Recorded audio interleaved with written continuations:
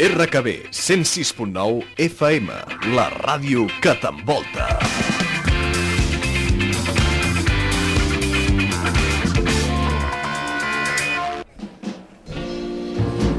For the want of a kiss. A kiss doesn't mean a thing unless it comes from that special girl, that particular girl. Buenas, Barcelona. This is Virgil in the Morning on English Radio Thursdays. Cecilia's on a plane coming home, will be with us next week. Women are in the news, women are in our lives, and today we're going to talk about what women want here on English Radio 106.9, Radio Canal Barcelona. In the studio we have three women from differing backgrounds with different skills, but with a common thread of success. Biba Osrecak is an entrepreneur in the health and beauty field, originally from Croatia. Esther Schorr, a recent transplant from the U.S., and a freelance consultant to the tech industry. And Nadine Kazerounian, a personal dynamics coach from the UK. They're going to help us learn what women want. And the neighbors fight inconsequential things that men don't really care to know. Become essential things that women find so apropos.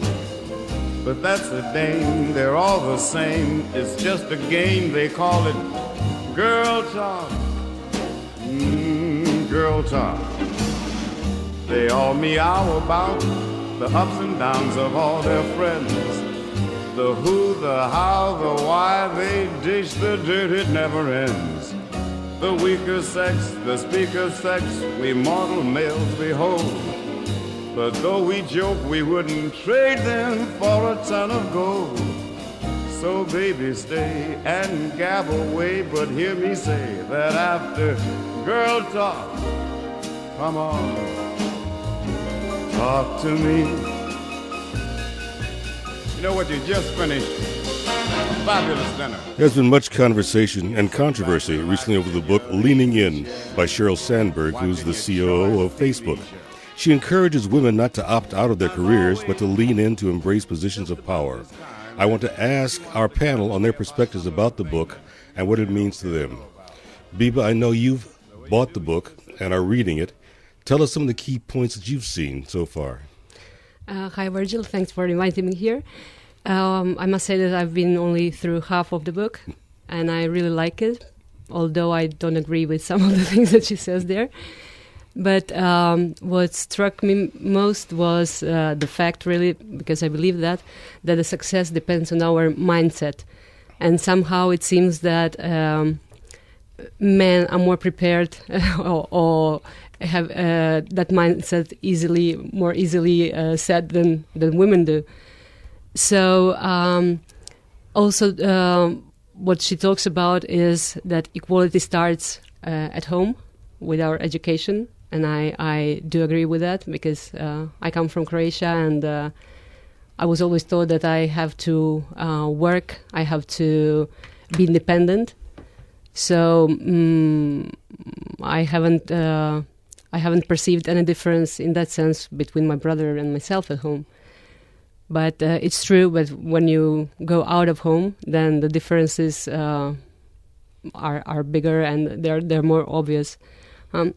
And also, talking again about that mindset, it seems that we women are more perfectionists, and we want to be perfectionists in all aspects of our life, and that's not really possible, or it takes really, really much energy to do that. So at some point of our lives, we have to decide to choose between career or family or whatever, because just we want to do it all or to have it all. Another thing that also made me think about was negotiating. That we are really not good at negotiating because we somehow believe, we underestimate ourselves and we believe that we don't deserve things. So we are not good, we are not predisposed to negotiate neither at home, not at work, which also makes our lives more complicated. And again, that perfectionism makes us not want to do things unless we are certain that we are 100% prepared for the things, while men take them as as challenges and the way to learn something on the way. And it seems that we really want to do something when we are really prepared to do that. And Esther, now coming from America, you've seen firsthand the feminist movement from the activism of the 60s and the 70s. Do you see this as a new feminism? I don't see this, Virgil, as a new feminism. I went and looked up the word feminism and feminist movement, and what that really defined as is equal opportunity for women, equal pay, equal work, equal job opportunities, and I have seen, at least in the U.S., a continuum of evolution of feminism. So this isn't new. I think what it is it's a resurgence and a surfacing of the need for women to think through exactly what was just said, which is, I think that there are more opportunities for women. That has grown, at least in the U.S. We got the vote. We had the whole movement of sexuality and equality and making our needs known personally and professionally. But I think what still needs to evolve is the mindset. And Biba said that, that's the leap that women need to make. Sandberg doesn't seem to take the position that all women should want powerful careers. And what really struck me is that I think that that's a very fair and reasonable position. I think still generally there is the perception in society that if a woman wants a powerful career, that's where the stigma comes and that's where the pushback is. But there isn't a genuine acceptance of women who say, you know what, I don't want that career. And I think Sandberg acknowledges that. And so in some ways, I guess if you want to say it's a new kind of feminism, it's, hey, I'm going to make a decision. Do I want a powerful career? And then I'm going to lean into that, as she says. But I also think that women who decide that they want to have some kind of a balance and not a very powerful career professionally can say, you know what, that's okay for me. I'm going to do this, and I'm going to be really good at what I want to do and I'm passionate about. So I don't know, I've sort of answered your question. No, it is. It's a good point of view. Now, Nadine, I know that you're very much aware of the Sandberg concepts because you've written a book that was called Stepping Up. Now, do you see stepping up as a way of embracing this higher position of power, or what do you see the differences and the similarities between your work and hers? I think the key difference is that Sandberg's book is written from a much more personal perspective than mine was. Mine was prompted by a personal perspective. I wanted to see, I'm looking back over a fairly long career, I wanted to see how things had changed and whether my belief that the majority of jobs, managerial jobs, were actually predicated on the model of the job holder being a man with a support system behind him. And I found that actually that's still pretty much obtained. And that was why it was so difficult for many women to succeed, in that the parameters in which they operated were very difficult. There was very little flexibility in working, part-time working or working from home, concessions to women, or even admitting that,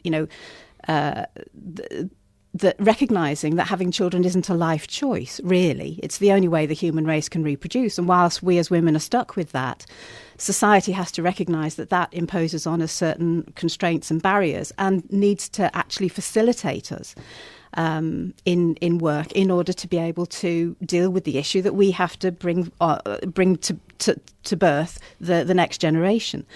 I think... So my book was much more of a handbook, a guide, I wanted to put together some practical tools and advice for women. And where I tend to deviate from what Sandberg has to say is that I agree with what she said about the world is still ruled by men, unfortunately, and as a consequence of this.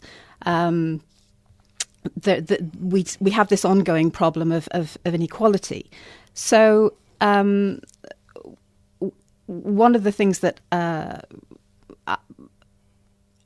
I wanted to do in the book was to show women how they can overcome those barriers. Okay. So I think those are some very good points. that we've said so far in terms of establishing the baseline, but we had more to talk about and more to hear, and here's something by Barbara Lynn to kind of reinforce the message. You leave your home for days and days,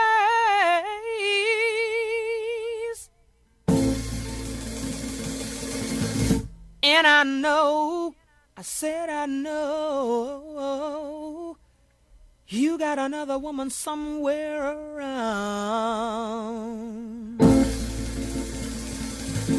Hey, I'm a good woman. I'm a good woman. Such a good woman. So don't treat me like dirt. I don't go nowhere, and you don't take me out.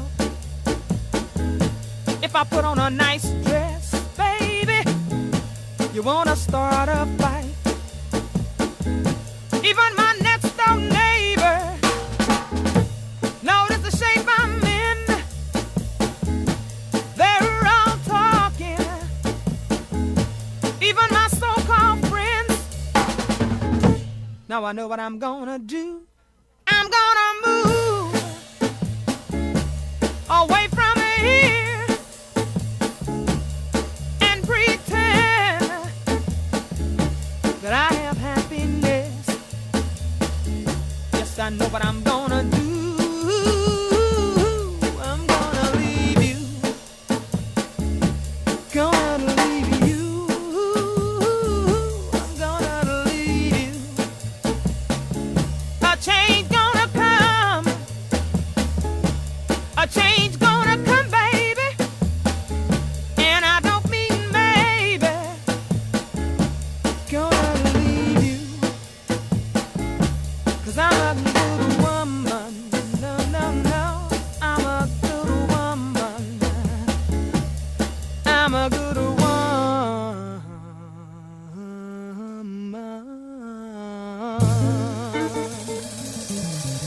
We have a group of good women here today. We're talking about what women want. In her book, Sandberg says that ambitious women often pay a social penalty. Now, all of you have been very successful, and by definition, I would assume ambitious. Tell me about some of the obstacles that you've met in corporate life or in community. Esther, in America, women have faced various forms of discrimination and equal access to opportunity. Tell me about your experiences and what you've seen. Well, it goes pretty far back. I do remember my first role out of graduate school with a business degree. I do remember being crushed, finding out that a gentleman who was hired at exactly the same time I was with very similar credentials, I came to find a year later that his entry pay was significantly higher than mine. And I think that was really my first taste of inequality that I had no control over. I also observed, and I have to admit that this was, maybe 25 plus years ago, a very powerful female top executive was basically taking phone calls on her way to the delivery room in order to maintain her status as a partner in a large accounting firm. So, with those early experiences, I was just at a point in my life where I was like, okay, is that the direction I want to go? So those are two early observations. Later in my career, I ended up working in a couple of very large corporations. And while I have seen a progression of less of that kind of I need to prove myself in such a insane way, I still saw, the women who really were wanting the kind of role that Sandberg has, that were climbing the ladder, really had to prove themselves through being more aggressive, and that term would only be used for a woman in that situation. And a fair amount of there being a group of women say the only way I can get to the top is to step on other women. And what I found for myself to move myself forward in a way that would give me satisfaction in my career was two things. One, to find other women with similar values to mine, which was a balance of finding a successful career that I'm passionate about, and also finding selected, enlightened men who saw my potential, who understood what I was trying to accomplish, and use them as support. But bottom line is I needed to find it in myself. And find what kind of a career I really wanted, and was I willing to kind of play this game that still, I believe, is still going on, that Sandberg puts out there. I think mentorship is very key. Yes. There's no question it's important to find a mentor in your career. Yep. And I think also the concept of competition, as you alluded to, one of the things that we've noted in women's activities as we were in minorities, that we were oftentimes taught to believe we have to compete against each other as opposed to competing against the power. So, Nadine, given your experience in establishing structures for corporations and helping individuals here in Europe, have you seen similar things happening? In what specific? In what relation? In terms of barriers, in terms of obstacles for women? I think the obstacles are many and varied. Just from my own perspective, one of the things that I found very hard was that although my mother had actually worked, she had her own business while my father was away at the war. When she came to look at me and what I was doing, I found a huge tension in terms of her expectations, and part of those were that I should be an almost professional standard homemaker at the same time as she wanted me to be financially independent, and so I should have a career and never be dependent on a man. That was the thing that she drilled into me from as far back as I can remember. Never be dependent on a man for money, and so in my own personal life, I found that a huge tension, that I wanted to be like her because she was an excellent cook and homemaker and so on, and I also wanted to pursue my career. So I found that dilemma very difficult in terms of how I resolved issues in my home life, and I always felt that I was being judged. In terms of my experience in organisations, I think for a long time, and still possibly now, there is a problem of women not really liking to work for women, or not liking the idea of working for women or with women. And that's a lot to do with the sex role stereotypes that we've mentioned, about that ambitious women are perceived as aggressive. Not just by men, but by other women as well. And when I've worked in managerial positions, I have had problems with female subordinates, this attitude of who does she think she is? And whereas they would take direction from a man, from a woman, they were very resentful. And what you then get is sabotage and name calling and often marginalisation of women in the workplace because of those issues. And that wasn't just my experience, but actually the women I interviewed for my book actually reiterated that. And I think the way we have to change that is we have to change social values to recognise that it is perfectly legitimate for women to be leaders and to be powerful, and that when women are leaders, their leadership style is legitimate. Again, one of the problems that women have is that because they tend to adopt a more collegial approach to leadership, they're perceived as weak leaders. And what we know from research is that the collegial approach is actually much more effective than the you do what I tell you kind of approach. Now, Biba is part of Generation X. Do you see the same or different barriers to success? Well, I can tell you from my point of view that I remember the phrase I heard when I was very young, which says, behind every successful man, there's a woman. So I always wanted to be successful, not for the success sake, but for to have the life I wanted, the quality of life I wanted. And then I looked back and I didn't see anybody behind me. So I thought, who should be behind every successful woman? So I realized that, well, maybe I should do that alone, but which is not true, because really the last chapter I read in this book is about choosing the right partner. And for me, it was difficult during my lifetime because somehow if you want to be successful, you tend to look for successful partners, and then we both look for our own successes outside of the couple itself. So it's very difficult to make it all work. And now I think I found the right balance, because I have a partner that is not as ambitious as I am. So he's very supportive to me. And then in the companies, again, somehow I always felt alone unless, as you said, I had a mentor or somebody that took care of me in the terms to support me, because that competitivity, the difference between men and women is quite obvious, at least here in Spain. Men are more supportive among themselves, and also women are more supportive toward men.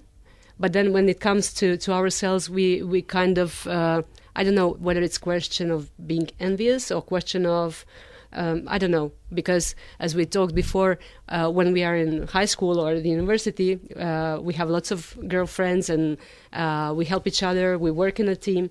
But then in a company, that somehow we are quite bitchy sometimes towards each other, and that's the problem I see the most. That doesn't let us have more success at the company. Those are important comments, really, to guide the women listening and probably some of the men as well. We're going to ease out of this section with a message from Ituana, and we'll be back to learn more about what women want on 106.9.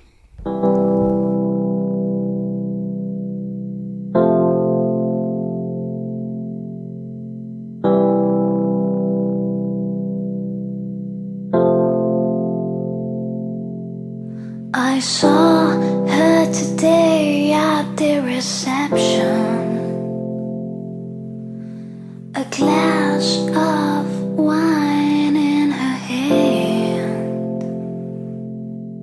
I knew she was gonna meet her connection. At her feet was her footloose man. And you can't always get what you want. You can't always get what you want. You can't always get what you want. But if you try sometime, you might find you get what you need.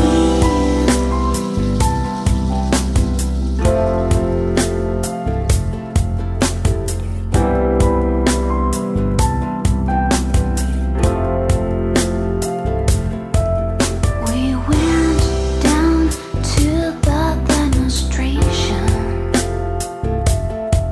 to get our fair share of abuse. Singing, we're gonna vent our frustration. If we don't, we'll blow a 15 fuse. And you can't always get what you want. You can't always get what you want. You can't always get what you want. But if you try sometime, you might find you get what you need.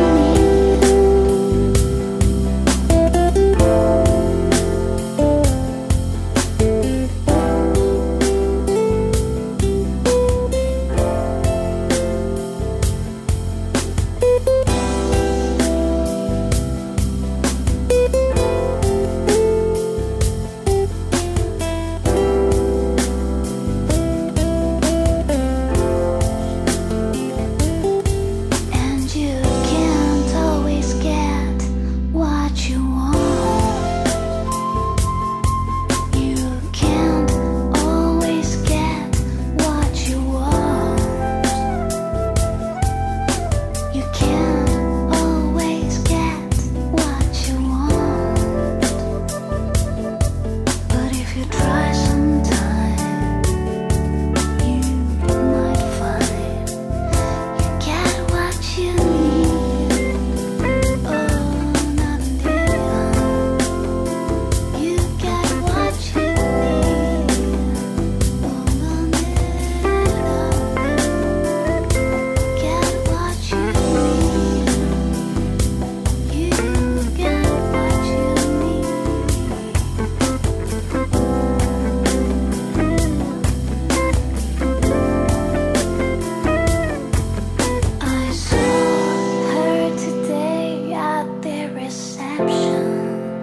And we're back. One of the criticisms of the book, and often of women in general, is that women want it all. They want the success in career. They want the complete family life. They want to be adored by their romantic partner. Can women really have it all? Esther? Well, Virgil, I've heard that question before, and I still maintain that when you ask that question, you really have to say, what is it? It and what is all. I don't think that having it all means the same thing to every woman. It all, you just defined it as having a powerful career and having a robust family and having a great partner. My humble observation is that having it all is really for each individual woman, like your song, what do you need? And I think for some women, like Sandberg, she moved herself in the direction of having a very powerful and pivotal career in a large corporation. And she did all the things she needed to get there. I can't speak to how robust and wonderful her home life is, but I think it's a special set of circumstances where somebody can have that kind of a position and, as we discussed earlier, feel that they've got this amazingly perfect home life and that they're also in control of that and they're the pivotal person in the family unit. I think each woman needs to say, okay, what am I passionate about? What is my it all? And then figure out what support system she needs to do that and how she needs to support other people in making that happen. I know that I can only speak from my own personal experience. I have 3 grown children now and a partner who I feel is very supportive, who's also an entrepreneur. And we really had to work out a system of supporting each other, a very clear sharing of personal responsibilities on the family side, taking turns building careers. We couldn't do that at exactly the same time. So my it all was being able to achieve a balance between those two. I don't know if I have a feeling it would have worked out very differently if I'd said, I want to replace Steve Ballmer at Microsoft, So, that's my perspective on it. Oh, I think it's a good one. I think it's a real one. Biba, from your standpoint, again, you come from a perspective of time that's somewhat different. That supposedly, we have more of a sharing between men and women and that don't have a lot of those barriers. Do women of your generation want the same kinds of thing as the men? And if not, what is the difference? Where's the disconnect? Well, again, I agree with Esther that every woman is different, and but somehow the society makes you feel that you are responsible for all. You're responsible for things at home, for your success, for your partner's success. So somehow, I don't know, I left my home when I was 19. And for me, my all was the freedom to do what I wanted, to travel, to be independent. And that all meant that maybe my family life wouldn't be part of that all. Because when I was very young, I decided not to have children. So I really dedicated my whole life to work, but to have fun.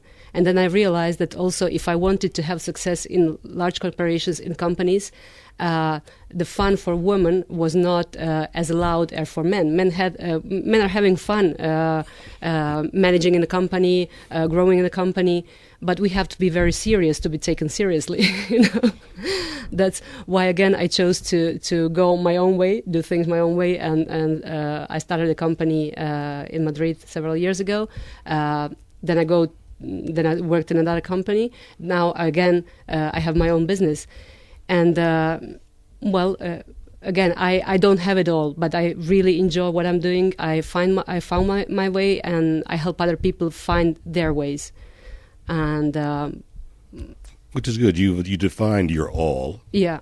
And for you, it's very comfortable. It's very good. It's very supportive and nurturing. Yes. So it's important for you.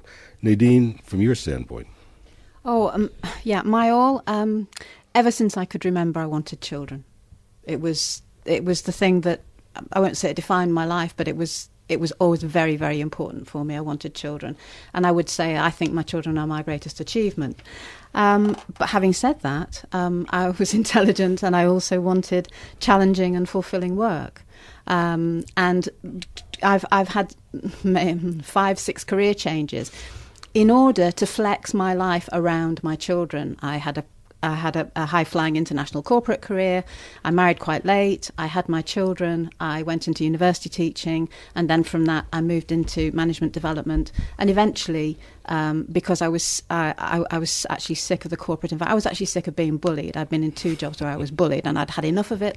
And so I started my own company 15 years ago, and I've never been happier. And that's when I was able to write my book, and I actually found that fulfillment. And so what I would say to women is actually, life's a long song these days. It's a very long song. Don't think because you've got to 30 and you haven't got it all or had it all, that you write yourself off. I'm not going to say how old I am, but I'm a lot older than 30. And I still think I've got another career in me because I started another new business 4 years ago. So there's that. In answer to the question, can you have it all? 2 answers. Yes, you can if you can get yourself a house husband. And that seemed to work well for many of the senior women that I interviewed. Quite a few of them had a husband who'd taken a career break and was looking after the children and keeping the home fires burning. The answer generally, if that's not the situation, is no, you can't have it all. At least you can't have it all at the same time. And that, again, is a perspective I'd like women to pick up on, is that what I suggest is you go as far and as fast as you can in the early years of your career. Get yourself up there, build your career capital, establish yourself within an organisation in terms of people knowing your value, and then you can ask for concessions for flexible working from home, and all of these things, which will allow you then to flex the career. But I agree with Sandberg's point that don't leave before you leave, she says. So that is, don't give up on yourself before you've even started, thinking that you won't be able to do things in your career because you've got a family.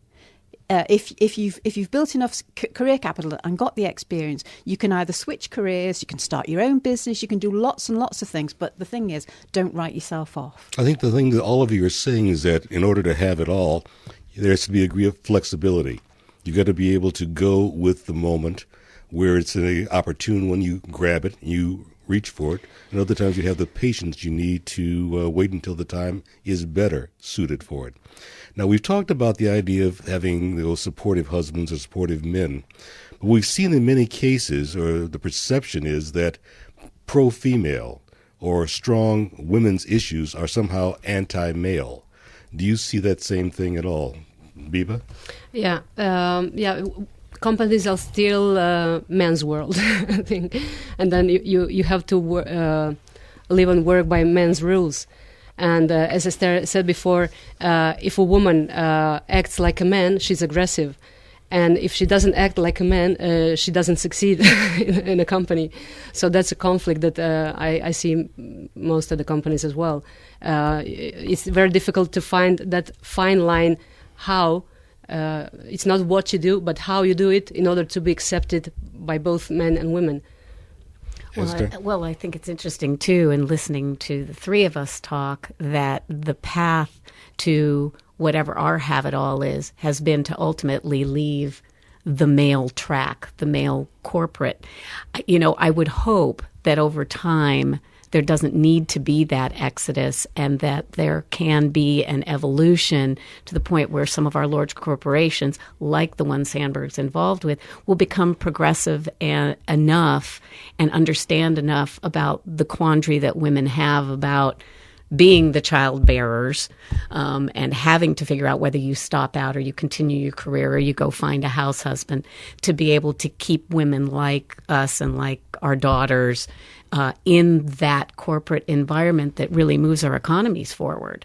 I think it's great that there are lots of women entrepreneurs now, but I think ultimately men are going to have to find a place, or help find a place for women in the larger corporations, because I think it'll help them grow and it'll help our economies grow. And it's a change in mindset is what is. There was one other point I just wanted to make, that we've been talking about women needing, that their have-it-all is career and family, and we're talking about driving family or being the pivotal point, men don't have that quandary because there's the dependence on women. You bear the kids, and you have to be the point person.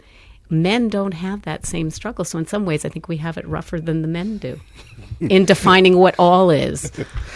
Nadine? I have some very controversial views around this area. Pro-female doesn't have to mean anti-male. No. Actually, well, I think we need to be actually even more pro-female than we are. Because I'm actually an advocate of positive discrimination, and this is where people tend to run screaming from the room with their hands in the air saying, but we need a meritocracy. What I thought was interesting in Sandberg's book was she said that on average, men applying for a job will fly it, wing it, with 60% of the qualification. And what's more, they're evaluated on their ambitions and aspirations and not on their achievements. Now, then we have women who are 100% only apply if they're 100% qualified and are evaluated on their achievements. Now, that to me says that we don't live in a meritocracy, because we've got all of these people holding down jobs who are only 60% qualified and blag their way into the job by talking about their ambitions. So for me, we need some radical solutions. We need to have more positive discrimination in favour of women, and I'd start with Parliament, as the Norwegians did, and overnight. I'd have 50-50. I mean, I go back to the point, the Industrial Society saying that it will take another 125 years before women, in the UK anyway, achieve equal pay. That's too long. It's 2 generations. I'm at the end of my career, but even I haven't got the patience for that. So I think we've got to really fundamentally change the paradigm. Somewhat controversial, true, but I think it's also important. I think it's the kind of discussion that has to happen, and I think one of the things we'll do when we get back is talk about it a little bit more.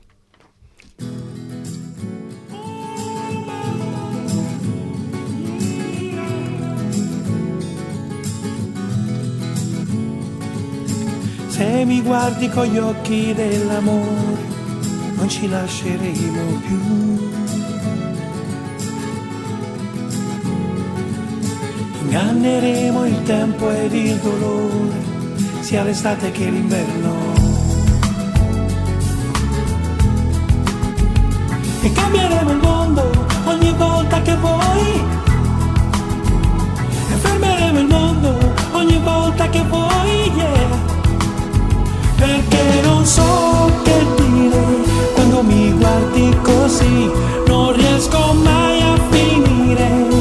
Un discorso senza errori, perché mi fai impazzire. Quando mi guardi così, mi sembra di capire che voglio solo te in questo mondo. Voglio solo te in questo mondo. Se mi cerchi con gli occhi dell'amore, allora sì, mi troverai. Le parole semplici ed il sapore di un mattino di primavera.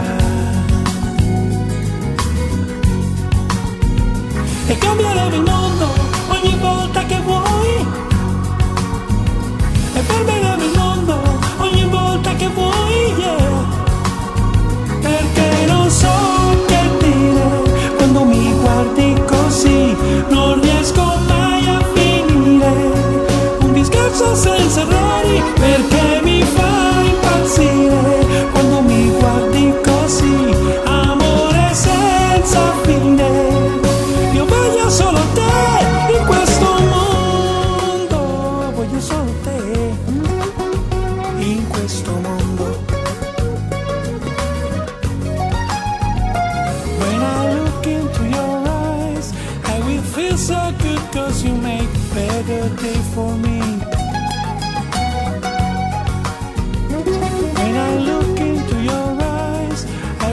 So good, 'cause you make a better day for me.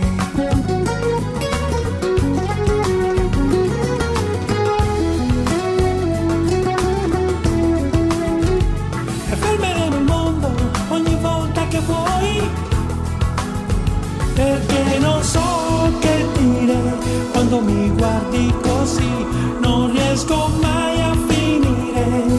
Un discorso senza errori, perché mi fa impazzire. Quando mi guardi così, amore senza fine. Io voglio solo te in questo mondo, voglio solo te in questo mondo. Se mi cerchi con gli occhi dell'amore, non ci lasceremo più.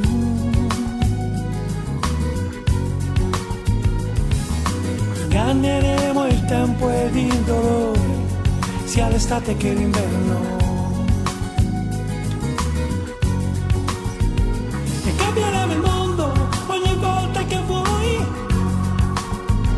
E fermeremo il mondo ogni volta che vuoi, yeah. When I look into your eyes, I will feel so good, 'cause you make a better day for me, for me. When I look into your eyes, I will feel so good. That was Pino Daniel talking about love without end. We've been taking a global view of the subject about women so far, but I want to bring it a little bit closer to home, here in Catalonia and in Spain. We've seen recent news reports on plans to limit a woman's right to having an abortion, a restrictive change in the current law. We've seen loss of job opportunities for women here in Spain. Give me your perspective in terms of how you see the conditions here and what the future for women's opportunities are here in Spain. Biba? Well, I think that the opportunities for women here are maybe worse this time as for men because of the crisis. We talked about it earlier, that now the companies have the excuse of money to recruit people who are more available more time, people that they can pay less. But again, I think that women are fighters, so we are more entrepreneurs, and Spain has 80% of small and medium companies. Lots of women work in those companies, so I really believe that our genes and our character and our instinct for survival leads us to succeed in crisis. Because now I work for a beauty and health company. There are mostly women there, and very successful women, women that earn lots of money, and very important for me, women that have lots of fun doing it. And we're talking about a crisis here, so I'm really positive and optimistic about the future of women in Spain. Nadine? Yeah, I think I do share your optimism. I like Eleanor Roosevelt's quotation. She said, "Women are like tea bags. You never know how strong they are till you get them in hot water." And I think that is that women do rise to these challenges. And I also agree with Biba that I think the way forward for them is through self-employment, either creating their own jobs or maybe doing the kind of things that we do, which is in a network marketing opportunity, something like that, multi-level marketing opportunity. Because I don't really see a lot of opportunity. I don't see things getting better quickly for women in Spain. In fact, I've seen them go backwards because, gender violence is up. We've got the problem now of the change to the abortion law. A lot of women's rights being undermined. So all of these social changes to social benefits impact on women and the families. I've also heard lots of tales of sexual harassment, which I think is still rife here, a high level of paternalism. And so for me, I think the way out for women is sisters should be doing it for themselves, basically. Esther? Yeah, I would also say that another avenue is for women, and especially in the younger generations, is to really become very technically savvy and technically educated, because there are so many business professional opportunities that are gender agnostic in the world of the internet. I know of a lot of young women, a few in Spain and a number in other parts of the world, who made the decision to self-teach or through the internet learn how to program, learn about social media, and through that you can begin to build a career that isn't dependent on the Spanish economy particularly, but then can be transferable locally when the economy here picks up. I think that is a really cool area for women to look at, and they can be very entrepreneurial in that respect. I like the idea of that. I think it's key to look at relevant opportunities. We're seeing now the internet is one. There's many, many others, and I think entrepreneurship is key. Now, Nadine and Esther, both of you are mothers. You have children. You have girl children. You have a global view of what the world is all about, but what have you told your daughters? Well, I've told my daughter, who's now 20 and just completing her college career, I've told her, go for it. Figure out what that it is, as we talked about earlier, and know that you have a big cheering section, which includes your brothers and includes your parents and friends and people who've interacted with you, and that there really is no limit to what you can do. It's only limited by your sense of self and being able to identify what your passion is. And once you know that, you just need to go for it. I mean, that's the message I've always given her. It's the message my mother gave me. And I have a feeling that's the message my mother's mother gave her. So I think that modeling is really important.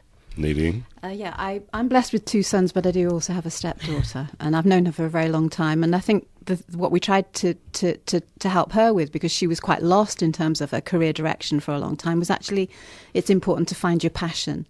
And I'm delighted to say she's found it now, and the change in her has been phenomenal in terms of the way her confidence has developed and how she sees her life going forward.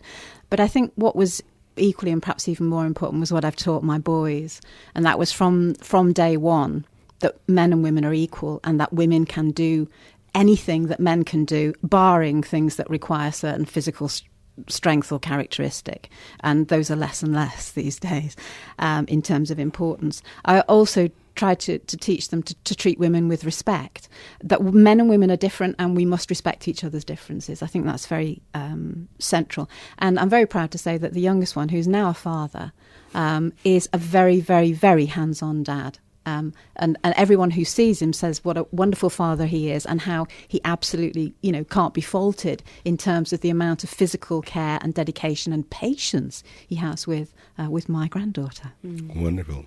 Now, Biba, you don't have children, but you have boyfriends in your life. How have you trained them to be more respective of your needs, your wants? How would you talk to all the men that you've interacted with to become better and supportive of the women around them?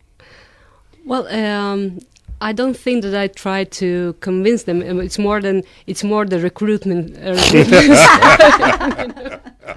You're very selective, right?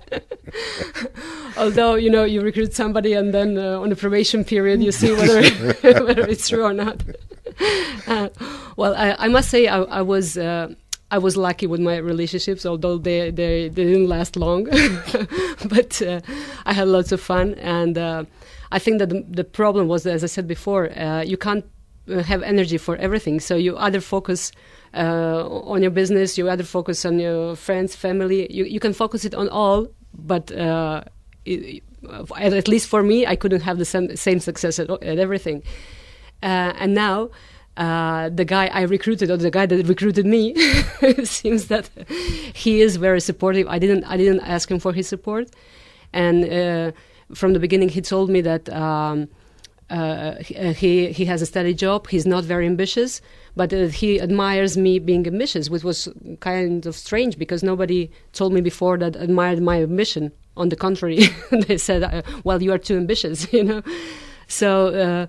Now he has his job, but whenever I have lots of work, I have to travel. He either takes a day off and takes me wherever, or helps me, stays with me for the weekend because we have presentations on the weekend, and that's something completely new for me. I hope it lasts for a long time, but if it doesn't, now I know what I will look for next time. That's very good. Well, I think, we've shared a lot today and hopefully learned something about the needs and aspirations of women.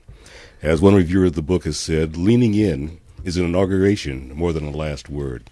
It's an opportunity for advancing the conversation, so let's keep the dialogue going here in Barcelona.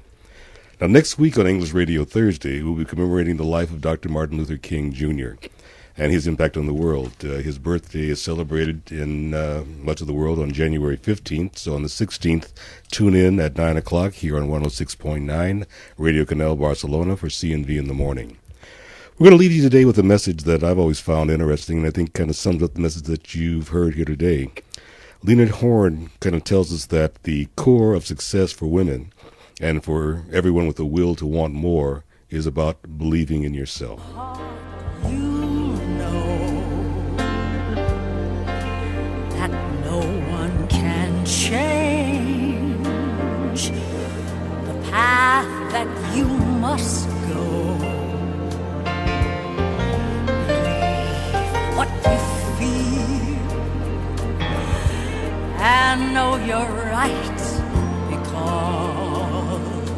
the time will come around when you'll say it's yours.